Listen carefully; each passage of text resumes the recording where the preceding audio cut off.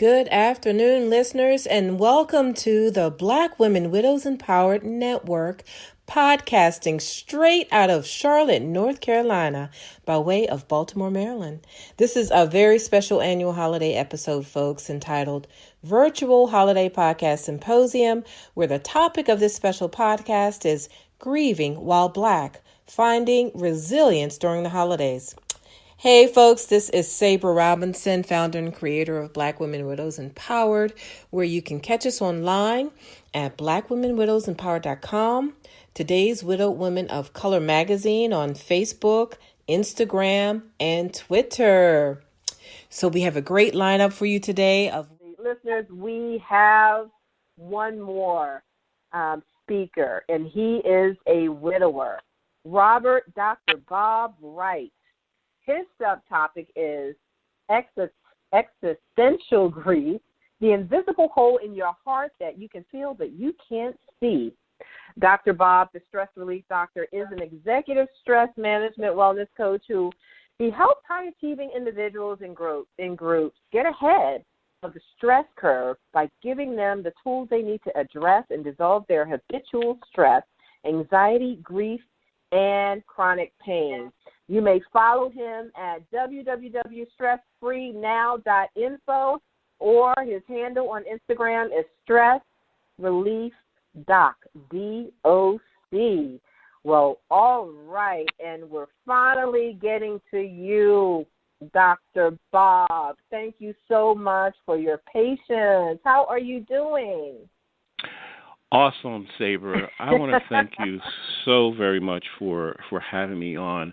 As I was listening to the various presenters, I was so touched at how each person's story, it doesn't matter how it happened, you come away with the sense of, while I'm listening to this person's story, I'm trying not to break down and have re-triggered my own grief, and what the level of sincerity and authenticity. What struck me was, when we hear truth, you can feel it. You can feel it. You felt it. I felt it. Yeah. And so I want to say to the other presenters and to the audience, explain how I came to be on this call. Last year, I was on the internet, and because I've written about grief, complicated grieving, and existential grief, I saw something on the internet and it said, "Hey, a conference on grief and Black widowhood," and so I tapped into your call last year, and I remember being so impressed, and I contacted you, and so now here I am. This is a year later, and I think I've written 2 articles for your magazine, your blog, and I have to tell you, I'm so thrilled to. That to have been allowed to be a male member of Black Widows group. And so I just want to say, I was married to an angel, my wife Christine. We met at a gala event at the United Nations in New York City, and the story I always tell is that after 8 days of dating, I asked her to marry me. So when I was listening to some of the stories, when I say to people say to me, you asked her to marry you after 8 days. I said, not quite. What it is, we were friends for almost 2 years, and the basis of our relationship was friendship. And so there came a point when it just obvious that well, gee, how come I never dated her? I was a knucklehead, right in front of me. I mean, I just say it like that. And so the other piece is that I was thinking as I was listening, what could I contribute to this conversation? I have a scholarly background. Now my wife has passed away, and I just wanted to. What I was thinking was I wanted to share a piece of my story before I just dive into this topic, which was, Absolutely. we found out that my wife had stage 4 breast cancer. That was the diagnosis. She went to the hospital. She was dehydrated, and we got there, and then the guy says, "Well, what's going on with your wife's breast?" And we said, "What are you talking about?" And so when they came back with the CAT scan, et cetera, so they didn't want to say, but the breast surgeon came and he's like, "Well, she's not a candidate for surgery." So we didn't know what that meant, but at the time, that meant she's at stage 4. So fast forward. About 6 months later, so at that time we were living in South Florida, in the Fort Lauderdale area, and so we're from New York, so we came up to New York, and make a long story short, my wife started hemorrhaging. She was in the bathroom and she screamed, and I went and I caught her before she fell to the floor, and I was like, "Honey, hold on," and her eyes rolled back in her head, and I got her to sip water, and fortunately I was able to get her to the hospital. So now get this. We get to the emergency room, and the emergency room was packed. This is New York City, and I say to the guy, I said, "Listen, my wife is hemorrhaging," so they take her right away. Long story short is that after she's examined by the specialist, who turned out to be a trainee, she says, "Oh, well, your wife doesn't need to be admitted to the hospital. She can come back to, tomorrow." So fortunately, after, I said to her, she said to me, "Is that okay?" I said, "Well, it's 2:00 in the morning." I said, "But at 7:00 in the morning, I'm going to be in the office of the chair of the Health and Hospitals Corporation, chairman, to find out why you have this job as a OBGYN, because I think you're an idiot." So fortunately, the emergency room doctor overruled, and my wife was admitted into the hospital. And so once they admitted her, I said, "Honey, how many pints of blood do you have?" I said, "They've given you 5 pints of blood. What does that tell you?" This would be like a car. You're out of oil, right? So that is just a piece of my story. So the worst part was that not only did my wife have breast cancer, stage 4, we found out it was 6 months later after the hemorrhaging, we found out that she also had uterine cancer after the biopsy. And so anyone that knows anything about cancer could tell you how rare that is. In fact, we have friends that were doctors that said, "Are you sure of this diagnosis?" Okay, so now I'm going to just briefly go into this topic, because this is a very this is a topic where almost everyone's affected, but they don't know it. So existential grief, and so that's why I've titled it. It's an invisible little known that it's there, but you don't know it, because it's below your conscious awareness, and it's basically hides in a blind spot in our awareness that we can't see it. Okay, so I think all of us know what normal grief is, but one of the things that's little talked about is what's the purpose of grief, from an evolutionary standpoint. So one way of looking at grief is the purpose would be to recalibrate your nervous system in order to increase our chances of survival. So, for example, if you think of an animal in the wild, like a lion or a tiger chased an antelope and caught it. If you've ever watched Wild Kingdom, and you see what happens is that if the animal is able to escape, it will run, and then it'll start vigorously shaking. Well, that vigorous shaking is its way of recalibrating its nervous system, and then you'll just see the animal start walking and grazing again. the issue is that we need that same type of thing, but the only problem is, as human beings, we have this thing called a mind, and we have a tendency to overthink. So we get into a grief situation, and so we still need a way to recalibrate. And so that's basically what grief's doing. Now, when your spouse dies, that would be considered a form of tangible grief. You can see the body, etc.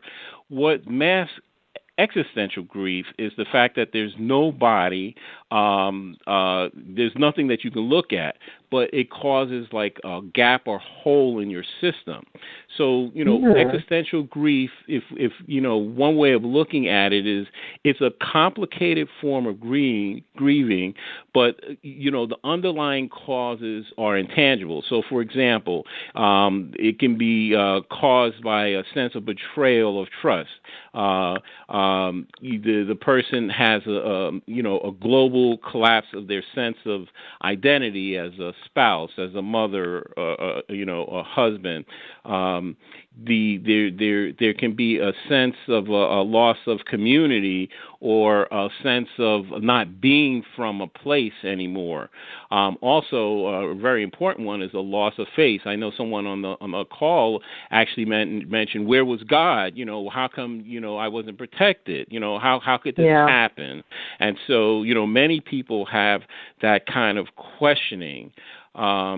And then a huge cause is that if a person has, experienced homelessness, or they fit into the IBM category. So, for example, many people grew up in families in the private sector, and then every 2-3 years their family moved, or they were in military families, and they moved around the world, which sounds like a great thing. However, every time as a child you would move, imagining you're going to leave the school, your friends, and the easy way I tell people as an analogy to see it, imagine you're a kid 5 years old or 6 years old, and you get a puppy or kitten that you raised, right from the beginning, and now it's 3 years later, and you have to leave that cat or dog every time you move. And so for most people, that would be devastating because, by that time, the kitten and the puppies are part of your family. And so this is what the existential grief does as a symptom. Okay. So the issue here is that we don't have enough time to really go through everything that's entailed with the existential grief. So Saber, I think it would be helpful if I just tell the listeners that I have a full outline of what I would need to be said about existential grief in the article that will be on your blog, et cetera, because it's actually quite extensive. Okay. There are 9 stages of things that you need to do to handle existential grief. But before I go, I want to address this one issue, which I think is really critical at this time, and that's the issue of a person grieving, and you simultaneously facing racist, sexist, discrimination, or financial issues, and I think that needs to be talked about because it does, I think one presenter already mentioned that women are strong, or I should say black people are strong, but the issue is that when you're grieving and these things happen to you, it's not like an extra brick is being put in your basket. It's like cinder blocks. And so the weight of cinder blocks.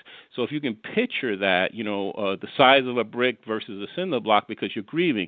So the issue is you really need tools. I was really happy to hear so many presenters talk about resiliency and stress hardiness. I'm the stress relief doctor, so that's right in my bailiwick. I thought about you. Yeah. Thank you. And so many people in our communities, whether they're grieving or not, are at the facing the wall of stress burnout, and if you hit that stress burnout wall while you're grieving, Yes. you might not make it.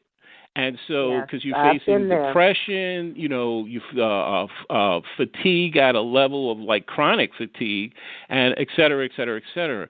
So the bottom line, Saber, is I want to leave people on this call, and please refer people to the link to my article on existential grief, because I realize in 10 minutes I can't, I wouldn't be able to do justice. But the thing is, what I want to do is just briefly talk about solutions, okay? Because I think we know what the analysis is, but we need to spend 90% of our time on what are the solutions to this racism thing, this sexism thing when you're grieving, right? You're on your job and somebody, they say something or do something and trying to get up underneath your fingernails. And the bottom line is that that we have to learn how not to blow our top, because what I compare this to is like a football metaphor, that when you're going down the field and trying to score a touchdown, you would think that as you get closer to the end zone, it gets easier, but it's actually the opposite. Dr. Maria Nemeth talks about this thing, trouble at the border. So now picture this. You're grieving and you are about to, buy a house or, get the money to get your kids to for college or whatever.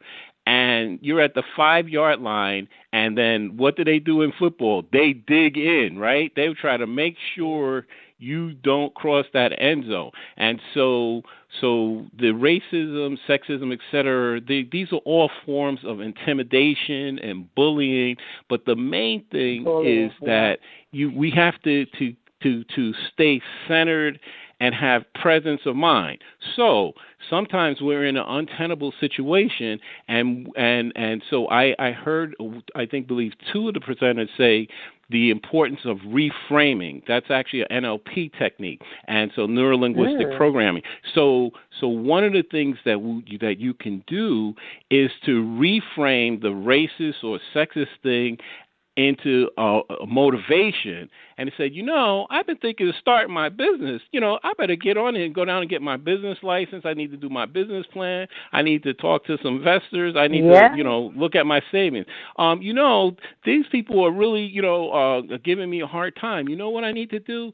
I need to go back in school and get those additional certifications so that I can make more money. And so, Saber, I just want to leave the other presenters and the listeners with this story. I worked on a job one time.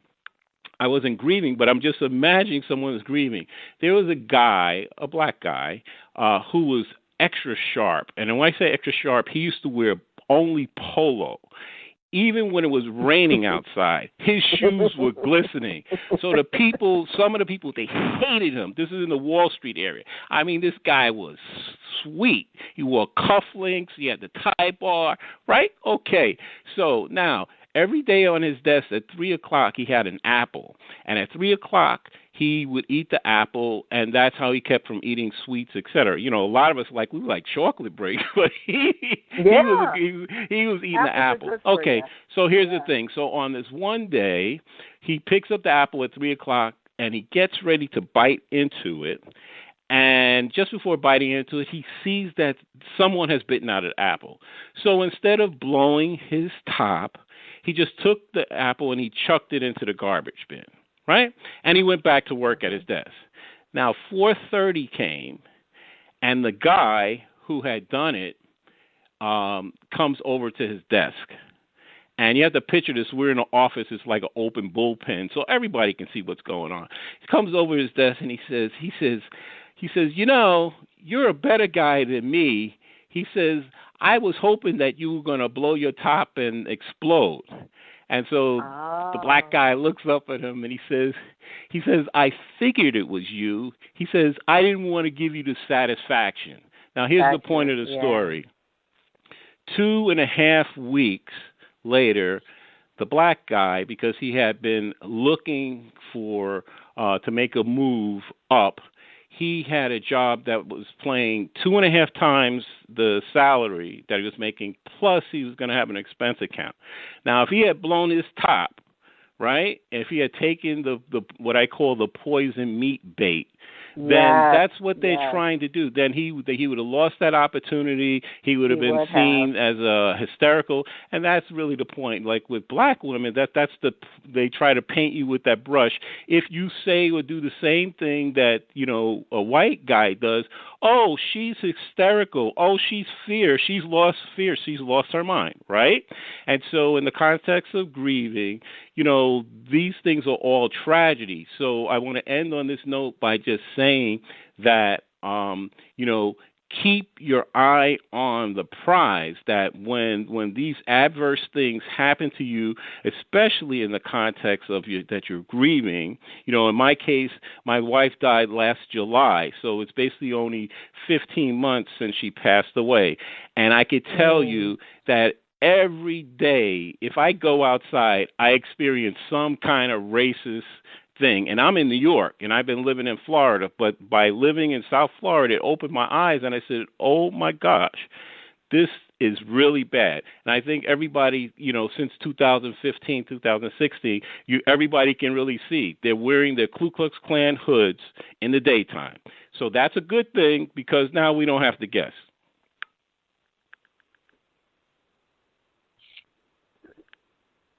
Hello? Yes, I'm still here. Oh, yeah, I wasn't sure if you were finished, but wow, what a presentation. And most definitely, that's one thing we do have to do. We have to stay centered, and we have to reframe it into a motivational act. So now I'm going to look at apples in a whole new light. I love apples. And every time I take a bite, I'm going to complete my apple. And I think, because when you look at the biblical context of the apple and Satan, et cetera, and Saber, I just want to say this. I'm a very conservative guy. I never used to talk like this. For 25 years, last 25 years, I've been totally apolitical. But what happened to me, I'm living in Florida, I had a redneck guy in a red pickup truck drag a white noose in front of my car, okay, while I was waiting for my wife. And from that moment, the realization that we live in a society that tries to undermine our progress in every single way, both institutionally and individually. I feel really fortunate because, I've been able to do some things that other people didn't do. My wife and I, we did a world cruise. I've been around the world. We had a double honeymoon. So I feel fortunate, but what I'm saying is that every single day, even with all of that, I walk out my door. And, I went outside, and they put nails to give me flat tires on the way to the garage. Oh, no. Yeah.